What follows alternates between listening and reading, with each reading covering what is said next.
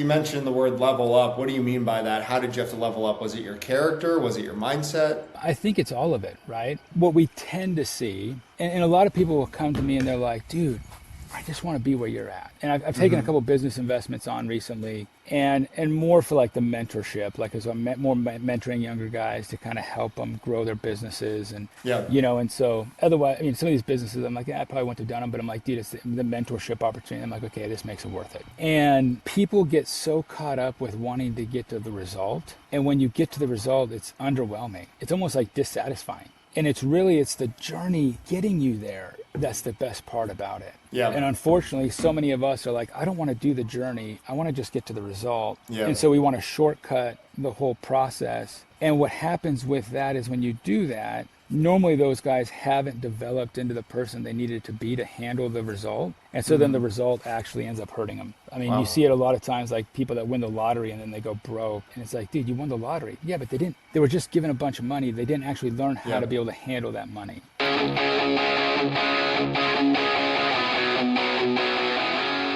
This episode is brought to you by 10x Nerds. If you're a business owner doing real revenue, there's a good chance you're overpaying in areas you haven't even looked at. Things like credit card processing, insurance, telecom, and more. 10x Nerds comes in, audits your expenses across 30 plus categories, and finds immediate savings. And here's the kicker: they only get paid if they save you money. It's a complete no-brainer. If you want to keep more of what you make, go check them out at 10xnerds.com. This episode is brought to you by Rakowski Law Firm. If you're a business owner or have built a level of wealth, but you don't have your estate plan dialed in, you're exposed. Rakowski Law Firm helps families and business owners protect their assets, avoid probate, and make sure everything transfers exactly how it should. This isn't just paperwork, it's a real strategy to protect your legacy. If you haven't looked at your plan in a while or don't have one, go to rakowskilawfirm.com.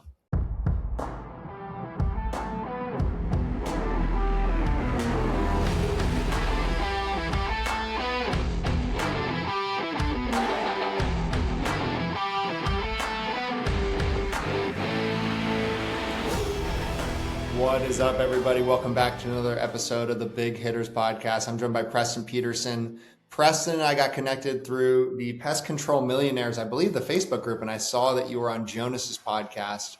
And Preston, one of the things I'd love to talk about, man, we kind of started to talk about your journey a little bit from our the first time we had you on the show. But man, tell us the story of Ardent and getting it started and what ultimately led you to want to exit that company. Yeah, so I did door-to-door sales. I started a mission for my church in Brazil for 2 years, came back, met my wife like the first day of school. I've been back from like a month from my mission, and fell in love, and like 9, 10 months later we were getting married, and I had $200 in my name and she had a $3,000 student loan at 20% interest, and we had no car, no money, no phones, nothing. And so we went to door to door. So I knocked door to door for 2.5 months. She worked in the office and then had a second job at night. And kind of realized like, okay, I'm not horrible at this door to door thing.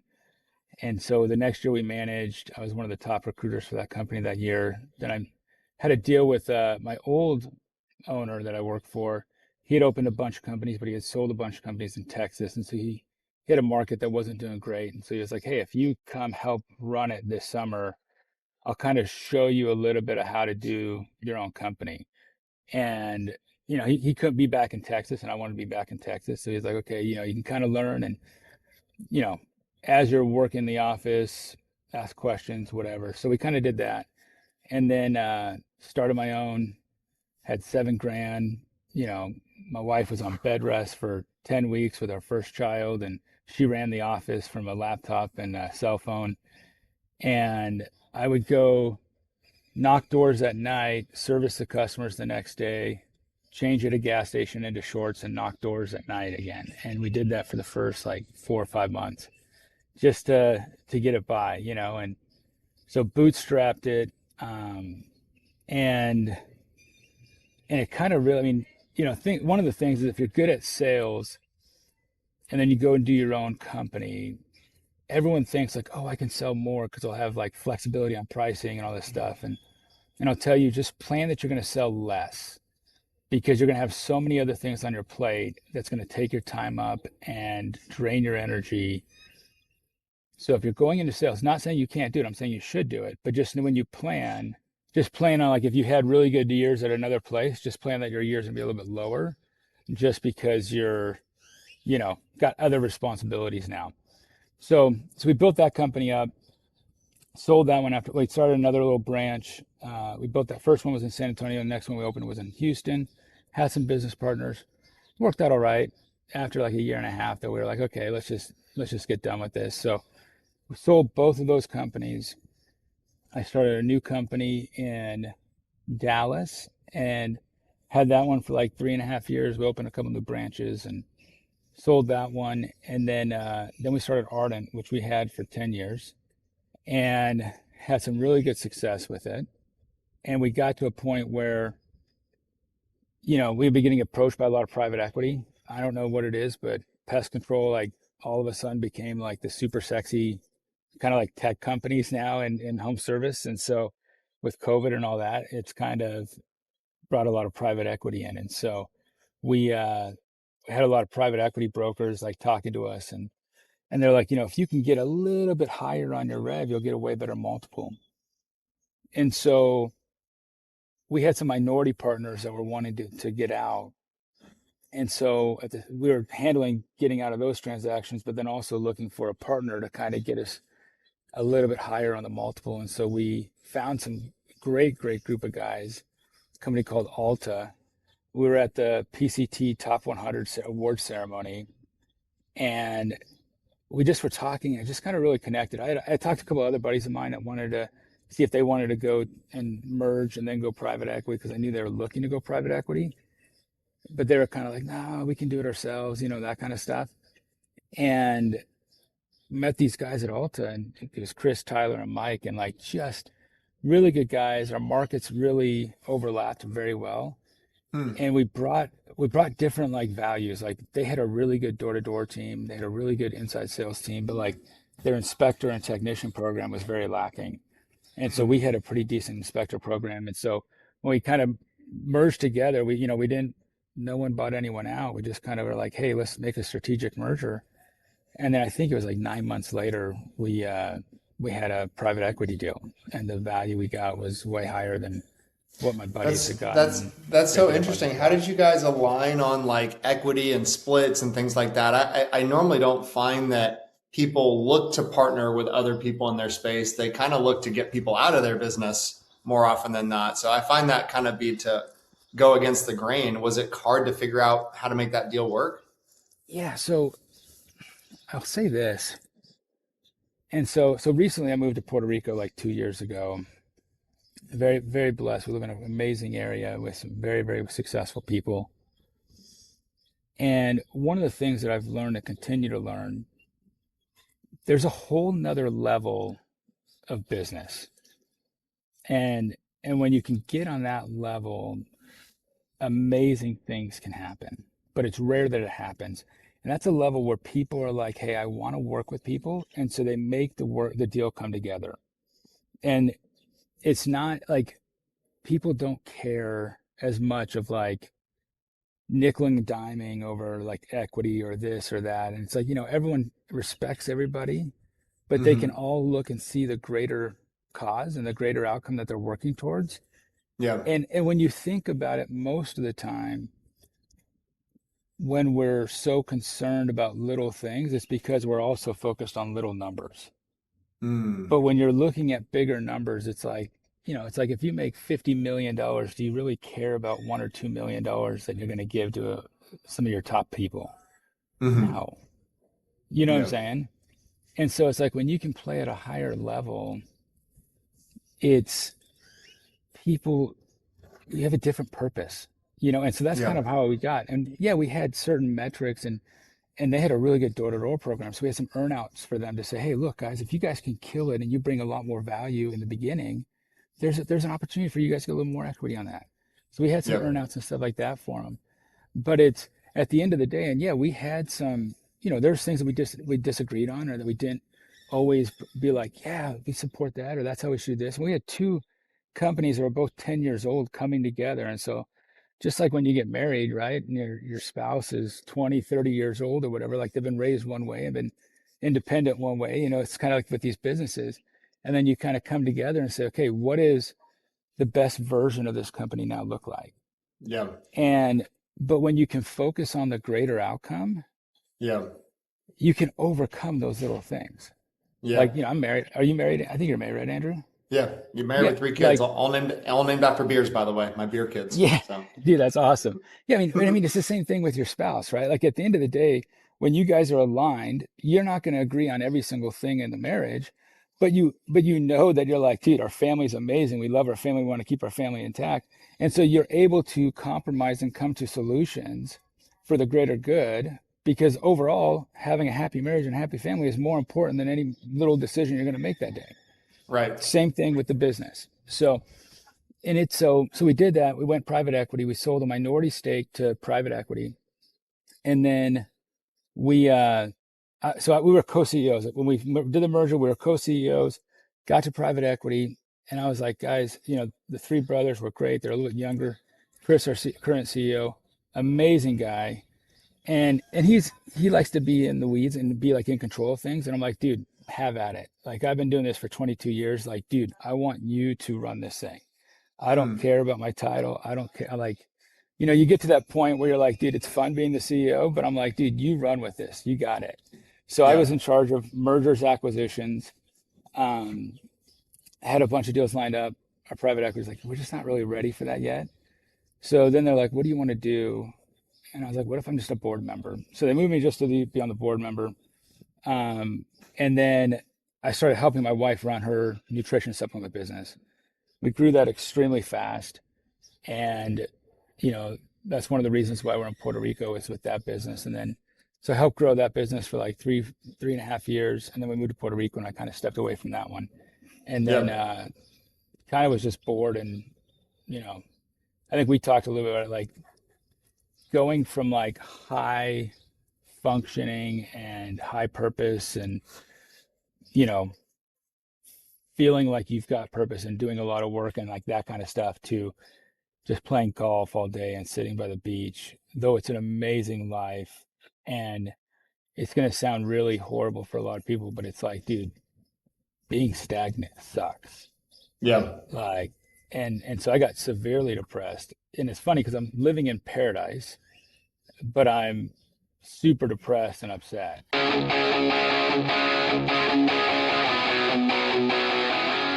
This episode is brought to you by my friend Silas Lagoy over at ForgeMark Wealth. If you're a high income business owner or professional and feel like you're getting crushed by taxes, you're not alone. And more importantly, you're not stuck. ForgeMark Wealth specializes in advanced legal tax strategies and wealth planning designed to help you keep more of what you make, grow it efficiently, and actually build long term freedom, not just income. If you're making serious money but don't have a real strategy behind it yet, I highly recommend connecting with Silas and his team. What's up, everybody? This episode is sponsored by ExitWise. If you're a business owner thinking about selling your company, whether that's now or years down the road, you need to know what your business is actually worth and how to maximize that exit. That's exactly what ExitWise does. They help you prepare, position, and ultimately sell your business by assembling a world-class team of M&A experts around you, guiding you from valuation all the way through closing. If you want to know what your business is really worth and how to increase that number before you sell, go check out exitwise.com and get ahead of it. Well, what was that like out of curiosity? Why did you find that you were feeling depressed? Dude, because it's like for most people, right? Especially when you're had success, you almost tie your image to what you accomplish, Yeah. right? It's like I've been growing these businesses and I've been the CEO of companies for like 20 years. And people are like, hey, what's your opinion? Like you have this like mantra almost of like where people want to know your opinion.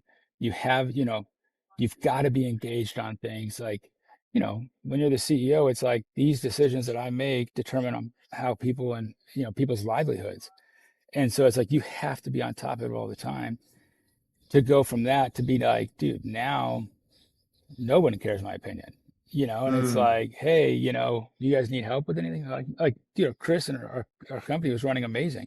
Like, dude, they don't really need hmm. my help on a lot. Like, they're doing amazing, and so it's Yeah. like, so you're just kind of like, dude, what do I do? And it's like, Yeah. it's fun to do that for like a month or two, but then you're like at 40, I think I was 42. I'm like, I'm way too young to be retired, you know? And, and the crazy thing is I'm making more money than I've ever made in my life at that point, but I'm like super depressed. And, Mm. so then I go do day trading and, lose a bunch of money in stocks and all that kind of stuff. Because you just get bored and you're looking for like a dopamine hit. You're looking for like that next, thing to keep you busy.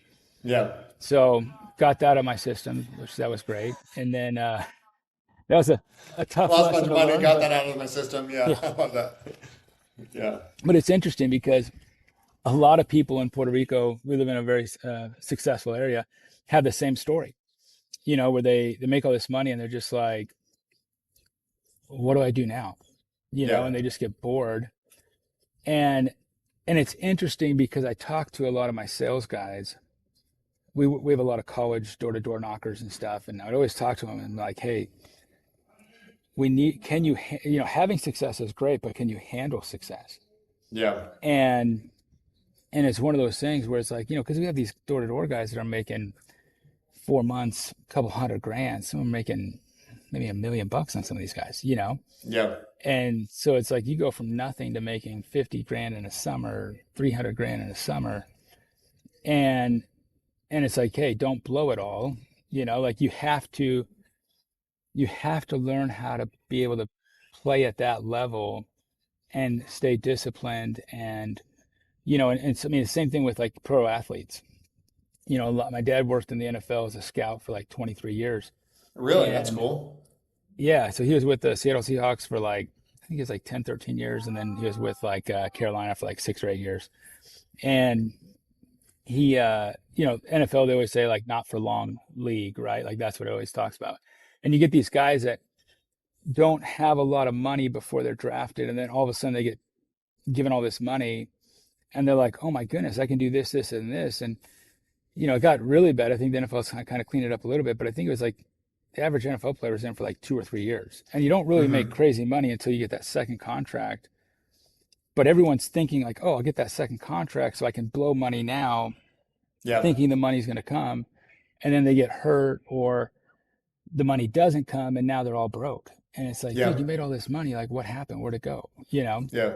And so it's really okay. Can we be and become the person that can handle success at every level? And as you level up, it's a different issues that you might face and different ways that you have to be able to handle it. And so it was a great learning experience for me, and I'm glad that I've got that out of my system. What do you feel like you mentioned the word level up. What do you mean by that? How did you have to level up? Was it your character? Was it your mindset? I think it's all of it, right? So like what we tend to see is, and a lot of people will come to me and they're like, dude, I just want to be where you're at. And I've taken a Hmm. couple business investments on recently, and more for like the mentorship, like as I'm more mentoring younger guys to kind of help them grow their businesses. And Yeah. and so otherwise, I mean, some of these businesses I'm like, yeah, I probably wouldn't have done them, but I'm like, dude, it's the mentorship opportunity. I'm like, okay, this makes it worth it. Hmm. And but it's, people get so caught up with wanting to get to the result, and when you get to the result it's underwhelming, and Mm. it's like, it's almost like dissatisfying. Yeah. And it's the journey getting you there that's the best part about it. Yeah. And unfortunately, so many of us are like, I don't want to do the journey. I want to just get to the result. Yeah. And so we want to shortcut the whole process. And what happens with that is when you do that, normally those guys haven't developed into the person they needed to be to handle the result. And so then the Hmm. result actually ends up hurting them. I mean, you see Wow. it a lot of times, like people that win the lottery and then they go broke. Yeah. And it's like, dude, you won the lottery. Yeah, but they were just given a bunch of money. They didn't actually learn how Yeah. to be able to handle that money, you Yeah. know? And we see it all the time. We see it a lot of times with, down in Puerto Rico, there's a lot of stock traders, a lot of crypto traders and stuff like that. Like there's crazy stories. I mean, guys that were like, hey, I had 500 grand and I turned it into 100 million, like just crazy stuff. Yeah. But unfortunately, there's some that were disciplined and they've set themselves and their posterity up forever. there's some that are like, dude, I did it and then I lost it and then I tried to do it again, and it's just like, they didn't learn who they needed to be able to handle that and get to that next level. So Yeah. Well, I mean, you are in an enviable position, so I understand why people, say that to you. I mean, it sounds like now you just kind of have like a family office type thing where you just get to pick kind of different things that you invest in, right? yeah, so that's been a fun experience now. Um, so when I was going through the depression and stuff, and I had made a bunch of like vision boards in the past, and when we moved to Puerto Rico, our last thing on our vision board was complete, which was we wanted to buy a beach house. And so, Yeah. and then for the longest time when I was sitting there getting depressed, I'm like, dude, I'm I'm making more money than I ever made. I live in paradise. I just can't get out of this rut. Yeah. And I kept praying and asking God, like, hey, what do you want me to do? Like, what is it that you want me to do? Just tell me. Yeah. And and my wife was doing a training for her nutrition company to our top influencers. So our nutrition company, we just work with social media influencers on it. What's the name of that company, by And the way? it's called You. So it's YU Nutrition. Okay. And so she was doing a top influence retreat, and she was doing her training for them. And it really hit me. And she's very spiritual. Like I admire how amazing she is and how strong her faith is. And she goes and she says, "You have not because you ask not." And she's like, one of the most used phrases in the scriptures is ask and you shall receive, knock and it shall be opened unto you. And she's like, you guys just aren't asking God and then doing the work to find the answer. And it kind of Hmm. hit me like a ton of bricks as here I was asking God to just say, what's the answer? Like, what do you want me to do? And I wasn't getting any like thoughts coming to me, So it's almost like I was getting upset with God, like, hey, I'm praying, I'm trying to do things, spiritually. I've worked with a lot of our youth in the church, and I'm just like, I'm trying to do the best I can. And I had to get rid of the distractions, like the stocks and stuff. But, I'm just like, why aren't you giving me the answer? Like, why aren't you telling me and helping me through this hard time I'm in? And it hit me. I was like, dude, I'm asking, but I'm not doing. It's like I hadn't made another vision board. I hadn't come to God with a plan of like, hey, this is what I want to do, and let me know if this is the right plan, and give Yep. me a confirmation if it isn't, or if it is, I'm going to keep doing this, and then we'll see how it goes. And so then all of a sudden, I was like, okay, I'm going to make some goals. I'm going to make a vision board, and one of my goals on there was within the first year to have equity in two more businesses. Hmm. And the moment that I wrote those goals down and made a vision board and prayed, and then I started going and like just looking for opportunities like on Facebook and on LinkedIn, like, then out of the blue, one of my former employees texted me. It was like, hey, you know anyone that wants to do like, hard money loan for a business or whatever? And I was like, maybe, let me see, so I've got some connections and stuff. And so and I asked him about one of his other companies he's in. He's like, oh, it's actually going really, really well. So we started talking, and then I made an investment into that business, and then it was like 3 weeks later, I was on LinkedIn, and there was someone in the pest space with a software company and AI thing, and Hmm. I reached out to him. I was like, hey, if you ever need investors, let me know. And then they reached out to me, and my wife's very conservative. She's like, well, let's not invest too much right away. And so we ended up working out a deal to be on their advisory board and have some equity in it. It's a small amount. And kind of going back to, I probably wouldn't have done the deal, but it's more of I look at it as a mentorship opportunity with these Yep. guys. And it's like, so within 2 weeks, one of my main goals on my vision board was completed within like 6 weeks of making the vision board.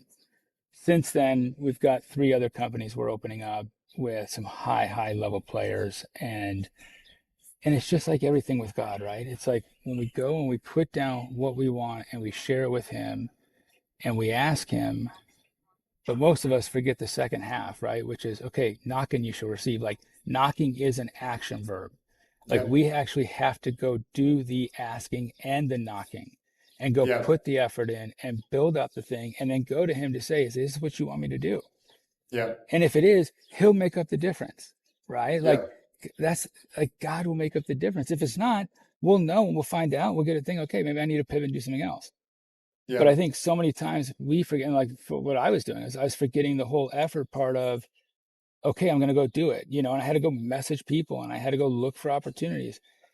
And, it's interesting because I was talking to a professional athlete recently, and he's been struggling a little bit, and we were together out of the blue. One of my buddies, he was at the club, and we went and met up and talked and stuff, and it's like we all go through it, like here he was, Mm-hmm.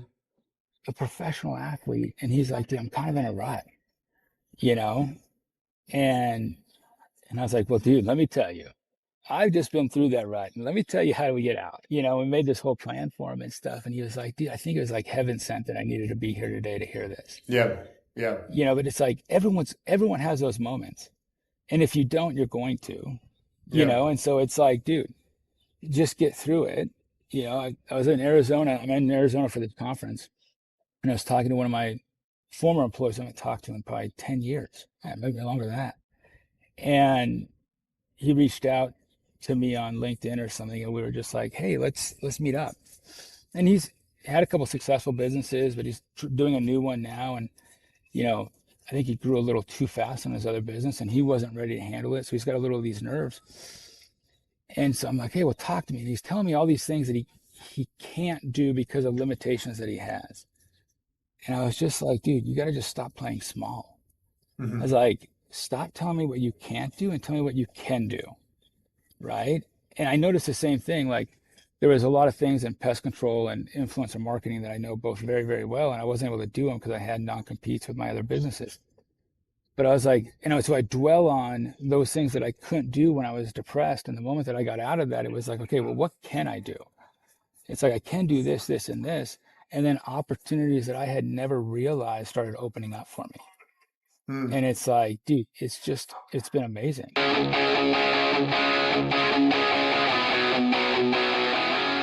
This episode is brought to you by Blue Collar Business Advisors. If you're running an HVAC, plumbing, electrical, or landscaping, or any other type of home service business and wondering where all the money is going despite growing your revenue, you need to talk to Paul Maskill. Paul has scaled and sold multiple blue-collar businesses and now helps business owners improve cash flow, profitability, and financial clarity through outsourced CFO services. His clients gain a better understanding of their numbers, build predictable profits, and create a business that supports the life they actually want. One of the things I appreciate most about Paul is he's not just a finance guy. He's been in the trenches as an owner. He understands the challenges of running blue-collar businesses because he's done it himself. If you're doing a few $1,000,000 a year in revenue and want to stop guessing at your numbers and start building real wealth, head over to bluecollaradvisors.com. That's thebluecollaradvisors.com and schedule a discovery call with Paul and his team. Blue Collar Business Advisors, helping blue collar business owners build financially healthy companies and achieve permanent profitability. This episode is brought to you by Corberry Digital. If you own an HVAC, plumbing, electrical, roofing, or home service business and you're tired of wondering where your next lead is coming from, you need to check out Corberry Digital. Corberry specializes exclusively in helping home service companies dominate their local markets through SEO, Google Ads, local service ads, websites, content marketing, and lead generation systems that actually produce a measurable ROI. Their team doesn't just focus on clicks and impressions, they help contractors lower customer acquisition costs, increase qualified leads, and build a marketing engine that scales. What I like about Corberry is they understand the blue collar space. They aren't trying to be everything to everyone. Their entire focus is helping trades businesses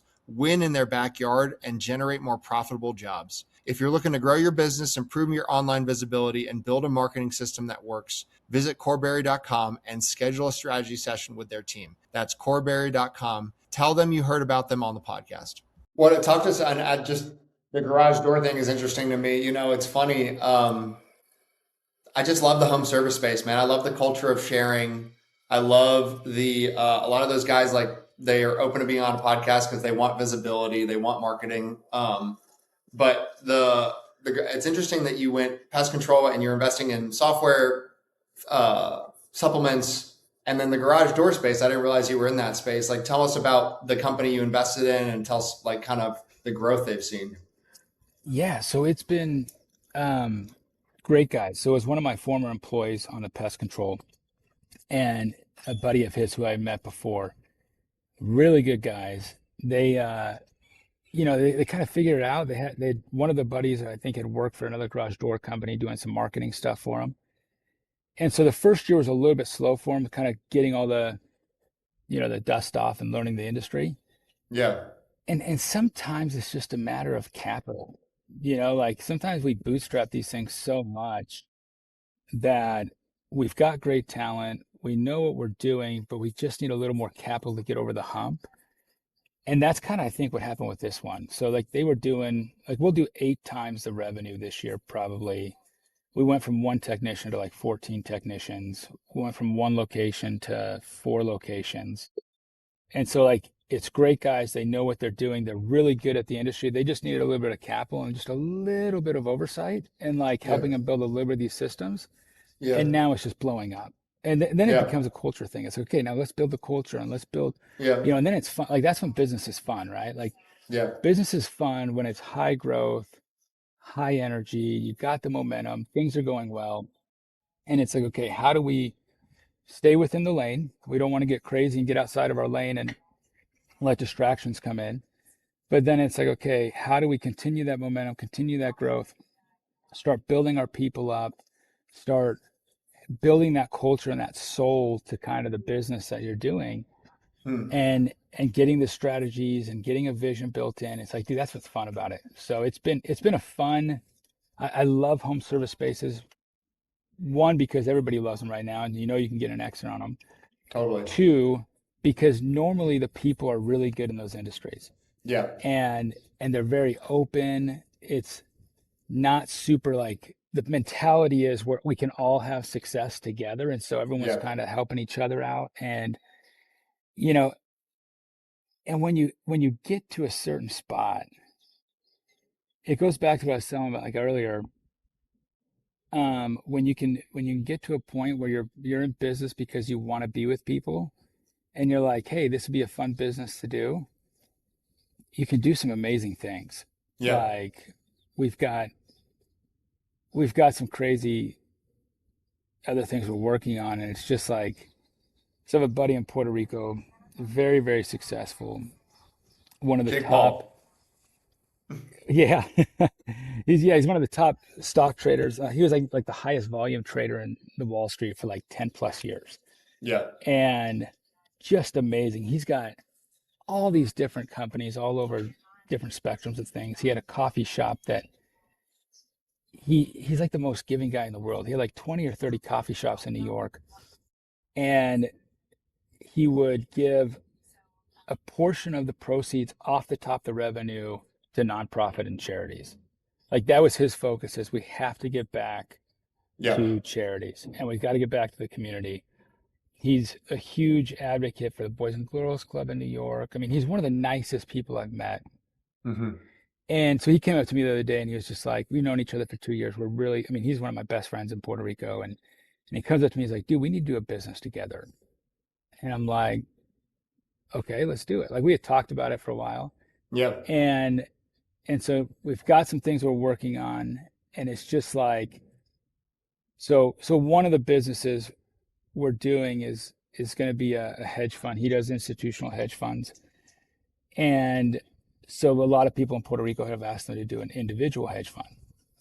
I'm like, yeah, let's do it. And he's like, let's do it. I'm like, well, I don't have much value to bring to it. I was like, I know a couple guys that have money that can be part of it, but I'm not doing the trading. Like you have all these knowledge and wisdom. He's like, yeah, who cares? He's like, I just want to do a business with you, so let's do it. And it's like when you get to that mentality of where it's like we're not caring about percentages here and there. It's like, dude, we want to just do it together because we like each other and we're going to have fun. You're able to do so much more, and opportunities open up. Like I think I remember seeing a thing from Elon Musk when he was buying Twitter, and he reached out to some of his top guys and he's like, dude, you guys should buy in on this. And they were like, how much should I put in? He's like, as much as you can. And like, if you're in it, I'm in it. like just they don't care. You know what I'm saying? It's like, Yeah. and he's like, I don't care about having it all for himself. He's like, dude, I want to bring in my buddies with this. Yeah. It's that mentality of when you can work with who you want to work with and what you Yeah. want to work on, like you're going to do way better and you can play at a Yeah. higher level. So, Yeah.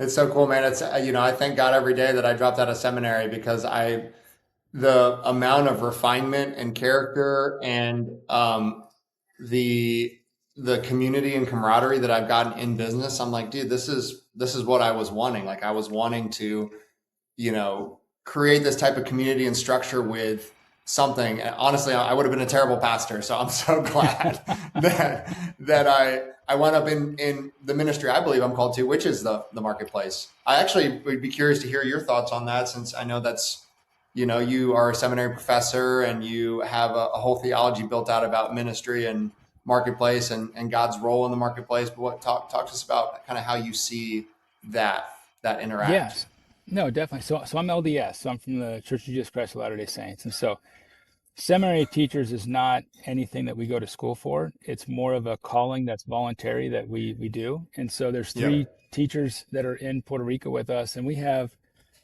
I think 30 youth from 14 to 18 that come Monday through Thursday at 6:20 in the morning for an hour, and we just study the scriptures. And Hmm. it is the most amazing thing in the world. Like, Hmm. so right now we're studying the Old Testament, and I will tell you this, I have a whole new appreciation for the Old Testament. Like, I feel like I'm like, yeah, we knew the stories and, growing up and that kind of stuff. But like deep diving into these stories, it's like exactly what we need for our day and for now, right? Like it's all these amazing stories where it's like this the basic principles, the simple Yep. principles. You know, one of the things I love is we were learning about the story of Lot and Lot's wife, right? And something that stuck out to me is the the biggest mistake that Lot made was he pointed his tent to the direction of Sodom and Gomorrah. And we think about that, and it's like that seems like a very small issue and not that substantial. But I think about like if you go back to like any like addictions or any mistakes we've made in our lives, it probably goes back to something that's very small that at the time didn't seem to be that big of a deal, Yep. you know?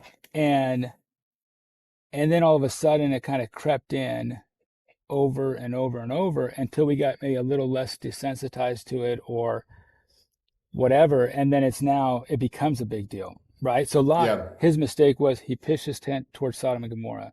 Then what happens, right? His daughters marry people that were in Sodom and Gomorrah. So now they're his family and his posterity, right? For me, biggest thing I have in this world is my family and my posterity, Yep. And so it's like his daughters marry into it now that he goes down there and his wife goes down there, and then the problem was is okay, they're told to leave, and his wife looks back. The problem was her heart wanted to be back there. Mm. That's why the whole issue happened. Was it wasn't that she just turned around, it's that she wanted and longed to be there, and it's like we if we don't pitch our tent towards the sin, we can't do the sin, right? And so that's stuck with me a lot as we've been studying this. And I'm like, what are little things that I'm doing that seem super small right now, but could lead to bigger things down the road, right? And Yep. best part is, we all have mistakes. Trust me, we all go through hard times and make stupid decisions. I've made plenty of my own. But it's the whole point of like, hey, how do we get out of those things and get back on the path of God, right? Yep. And so what has he taught? He's taught, hey, get out and leave, and don't go pitch your tent towards Sodom and Gomorrah, but you need to physically leave all of that. And Mm. his wife wasn't able to leave it, right? Mm. But Lot was, and so, but that's what the Lord wanted. And so it's like, how do we leave those areas that we don't want and don't need to be in? And so my whole thing is I look at business as a calling, right? Like I feel like it's a responsibility to be Yeah. successful Yeah. because my wife and I have a saying, right? We are blessed to be a blessing.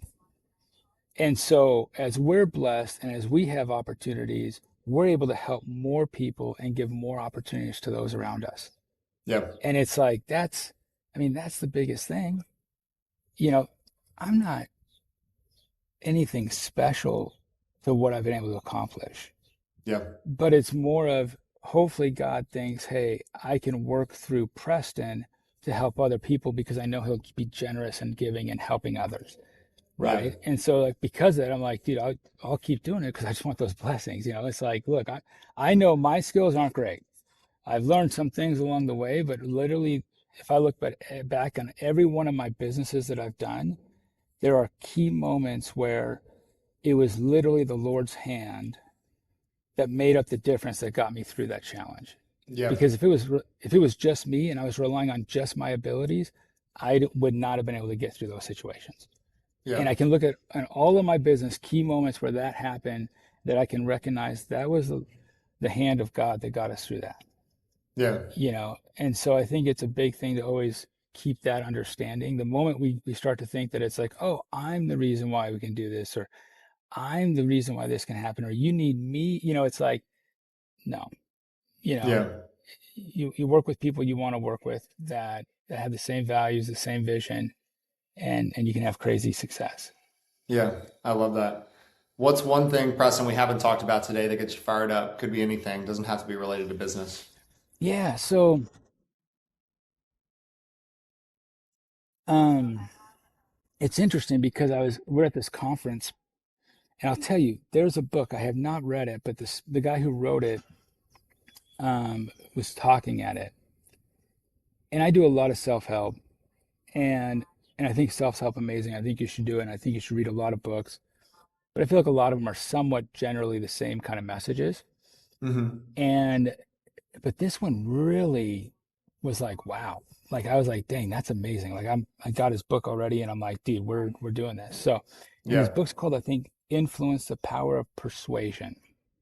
I don't remember what it's Mm. by some doctor or something. He's like a psychiatrist or something. But it was it really opened my eyes on stuff and I was like, okay, that's awesome. So then I started going through um and just writing down like all of the motivational trainings that I would do for our door-to-door sales guys. Yeah. Because in door-to-door sales, it is high energy, super hard mentally and physically.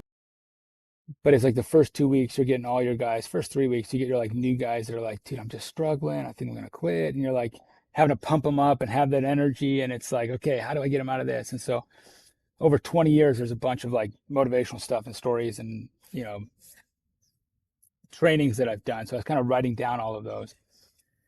And I think the when I was talking to the professional athlete, one of the things that I think helps stick with him is there's a story, true or not, but it's a great story, that somebody went up to Michelangelo when he was building the statue of David.